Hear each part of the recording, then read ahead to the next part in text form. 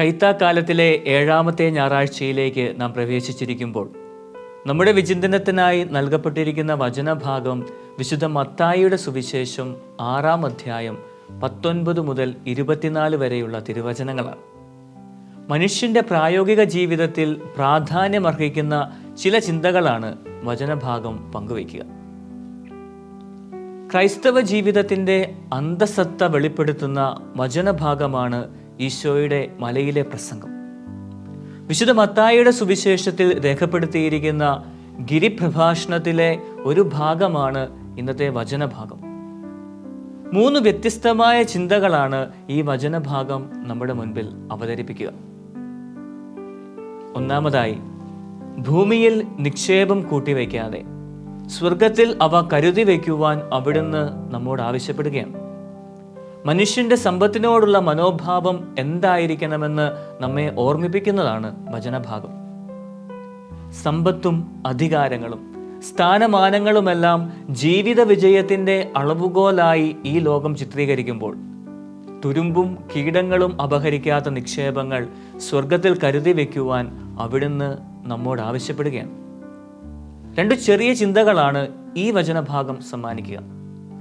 ഒന്നാമതായി, സമ്പാദിക്കുകയോ അധ്വാനിക്കുകയോ വേണ്ട എന്നല്ല ക്രിസ്തു പഠിപ്പിക്കുന്നത്, മറിച്ച് ദൈവത്തെയും സ്വർഗത്തെയും ഉപരിയായി സമ്പത്തിൽ ആശ്രയം വയ്ക്കരുത് എന്നാണ്. രണ്ടാമതായി, സ്വർഗം ലക്ഷ്യമാക്കി മുന്നേറുന്ന നമുക്ക് ഈ ഭൂമിയിലെ നിക്ഷേപങ്ങൾ ഒരിക്കലും തടസ്സമാകരുതെന്നുമാണ്. പ്രിയപ്പെട്ടവരെ, ആവശ്യങ്ങളിൽ അപരനെ സഹായിക്കുവാനും ചേർത്ത് നിർത്തുവാനും ആശ്വസിപ്പിക്കുവാനും നാം പരിശ്രമിക്കുമ്പോൾ നാം വരാനിരിക്കുന്ന ലോകത്തിലേക്ക് ഇന്നത്തെ നമ്മുടെ സൽപ്രവർത്തികളാൽ സമ്പാദ്യം സ്വരുക്കൂട്ടി വയ്ക്കുകയാണെന്ന് നമുക്ക് മറക്കാതിരിക്കാം. വചനത്തിൻ്റെ 2-ാം ഭാഗത്തിൽ കണ്ണാണ് ശരീരത്തിൻ്റെ വിളക്ക് എന്ന ക്രിസ്തുവിൻ്റെ പഠനമാണ് നാം കണ്ടുമുട്ടുക. വെറും ശാരീരികമായ കാഴ്ചയെപ്പറ്റി മാത്രമല്ല അവിടുന്ന് സംസാരിക്കുന്നത്, മറിച്ച് ദുഷ്ടത മൂലം നമ്മിലേക്ക് വ്യാപിക്കുവാൻ ഇടയുള്ള അന്ധകാരത്തെപ്പറ്റി കൂടിയാണത്. ശാരീരികമായി കാഴ്ചയുള്ളവരാണെങ്കിലും നമ്മിലുള്ള ചില ദുഷ്ടതകൾ, തിന്മകൾ, പാപാവസ്ഥകൾ ഇവയൊക്കെ നമ്മെ പൂർണ്ണമായി അന്ധകാരത്തിലാക്കി കളയുവാൻ സാധ്യതയുണ്ട് എന്ന മുന്നറിയിപ്പാണ് അവിടുന്ന് നൽകുന്നത്. എന്നിലേക്ക് കടന്നു വരുന്ന തിന്മ എൻ്റെ ജീവിതത്തെ അപ്പാടെ തകർത്ത് കളയുവാൻ ശേഷിയുള്ളവയാണ് എന്ന ബോധ്യത്തിൽ നാം കാണുന്നതും കേൾക്കുന്നതുമെല്ലാം വിശുദ്ധമായിരിക്കണമെന്ന് അവിടുന്ന് ഓർമ്മിപ്പിക്കുകയാണ്. നമ്മുടെ കാഴ്ചകൾ വിശുദ്ധമല്ലെങ്കിൽ അവ നമ്മുടെ കാഴ്ചപ്പാടുകളെ മലിനമാക്കുമെന്നും കാഴ്ചപ്പാടുകൾ മലിനമായാൽ അത് നമ്മെ തന്നെയും ചുറ്റുമുള്ളവരെയും നശിപ്പിക്കുമെന്നുമുള്ള മുന്നറിയിപ്പും ഈ വചനം നമുക്ക് നൽകുന്നുണ്ട്.